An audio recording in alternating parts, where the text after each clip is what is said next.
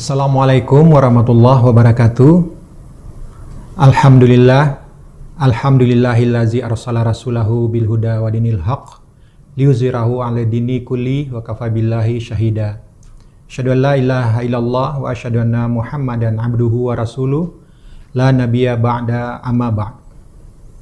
Bapak Ibu yang kami hormati, puji syukur marilah kita sama-sama panjatkan kehadirat Allah Subhanahu wa taala yang telah memberikan kita nikmat sehingga kita bisa hadir pada pertemuan kali ini dalam thalabul ilmi, menambah ilmu untuk makin menguatkan kita menghadapi hari-hari ke depan. Salawat dan salam juga tidak lupa kita panjatkan kepada junjungan kita Nabi besar Muhammad SAW yang insya Allah dengan menuntut ilmu ini kita ingin mengikuti jejak beliau dan ingin bersama dengan beliau dan keluarga beliau nanti di surganya Allah Subhanahu wa taala. Bapak Ibu yang kami hormati, pada kesempatan ini kami akan menyampaikan materi atau kajian yang berjudul Menjaga Keselamatan dalam Pandangan Islam. Jadi kenapa sih kita perlu selamat, itu yang diminta oleh Islam. Nah, sebagaimana kita ketahui, kata selamat tersebut mempunyai banyak akar kata yang sudah sering kita dengar sehari-hari. Misalnya ada kata salam, ada kata salim, taslim, muslim, Islam, seperti itu adalah akar kata yang sama dengan kata selamat. Yang maknanya adalah mengarah kepada selamat dan damai gitu. Jadi keselamatan dan kedamaian. Nah, di rumah sakit konteks selamat itu sangat berkaitan erat dengan keselamatan dan kesehatan kerja. Di mana selamat itu berarti kita terbebas dari insiden atau kejadian-kejadian yang tidak kita inginkan. Baik itu untuk diri kita, untuk properti rumah sakit, untuk lingkungan rumah sakit, dan untuk seluruh orang yang berada di rumah sakit. Dan juga selamat itu berarti kalau dari agama Islam, selamat itu artinya terbebas dari aib. Baik itu aib yang ada di dunia, bahkan nanti yang malah kita takutkan adalah aib akhirat kita nanti.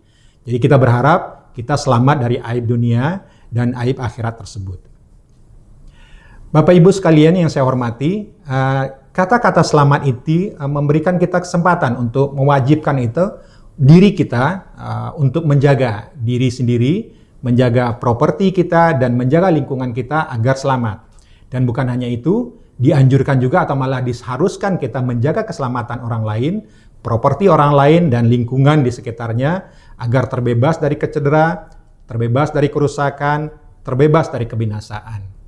Nah, kalau kita lihat surat Al-Quran, surat Al-Baqarah ayat 195, di mana disampaikan di situ Allah berfirman bahwa anfiqu fi sabilillahi wa la tulqu bi aydiyakum illa tahlukah wa ahsinu innallaha yuhibbul muhsinin. Yang artinya adalah, dan infakkanlah hartamu di jalan Allah, dan janganlah kamu jatuhkan diri sendiri ke dalam kebinasaan dengan tangan sendiri, dan berbuat baiklah. Sesungguhnya Allah menyukai orang-orang yang berbuat baik. Nah, ayat ini menjadi hujah bagi kita semua, di mana semua akan mengharamkan semua tindakan-tindakan yang membiarkan bahaya menderaki diri kita atau mendera orang lain. Baik itu yang berupa bentuk bahan ataupun kegiatan-kegiatan yang membahayakan. Misalnya kalau kita lihat kenapa narkoba itu berbahaya, kenapa kegiatan-kegiatan berisiko tinggi itu dilarang oleh kita umat Islam, karena memang kita paku pada atau bertujuan dengan ayat yang ada ini, menyatakan bahwa tidak membiarkan bahaya sampai atau mencederai diri kita sendiri.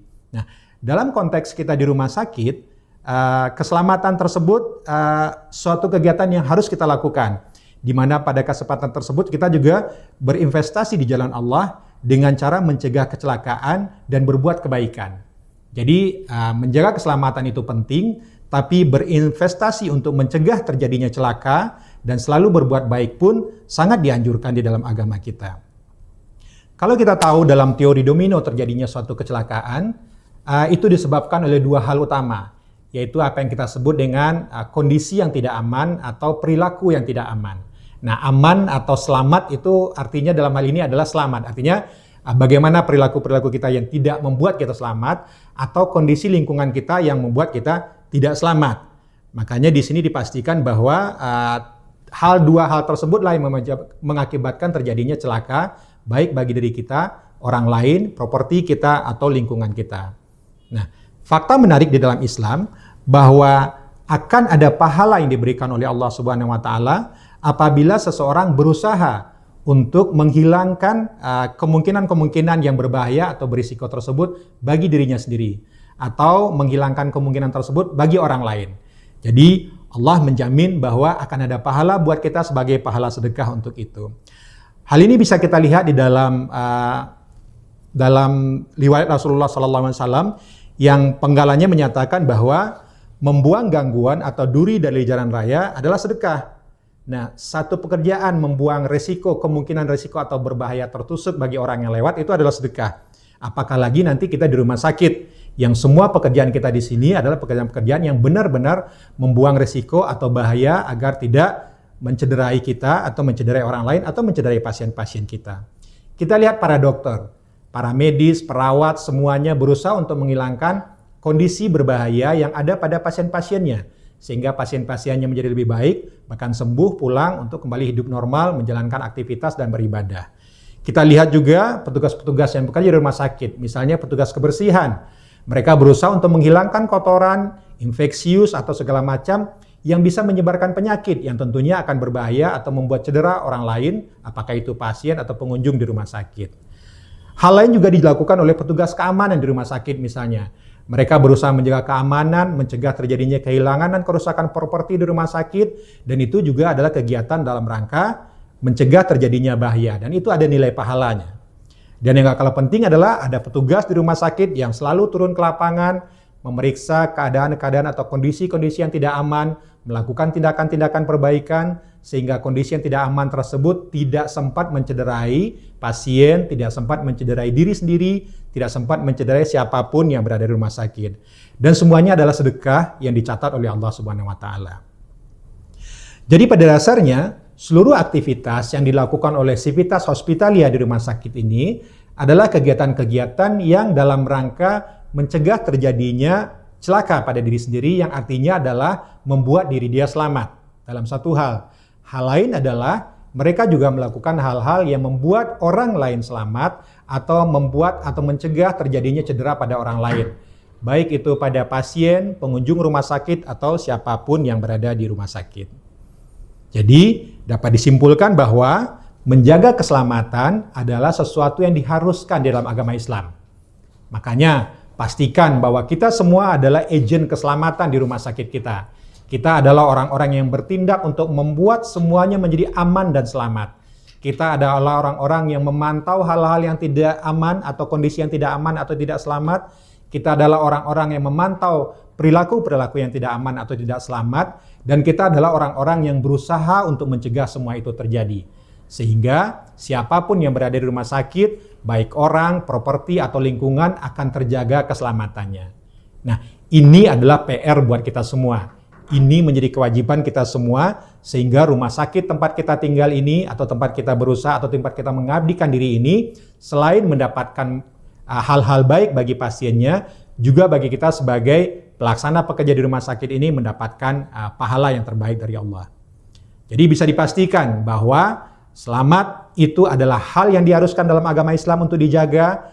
Membuat sesuatu menjadi selamat atau menghilangkan risiko atau tantangan itu adalah hal-hal lain yang akan diberikan pahala oleh Allah Subhanahu wa taala. Baik yang dilakukan untuk diri sendiri ataupun yang dilakukan orang lain.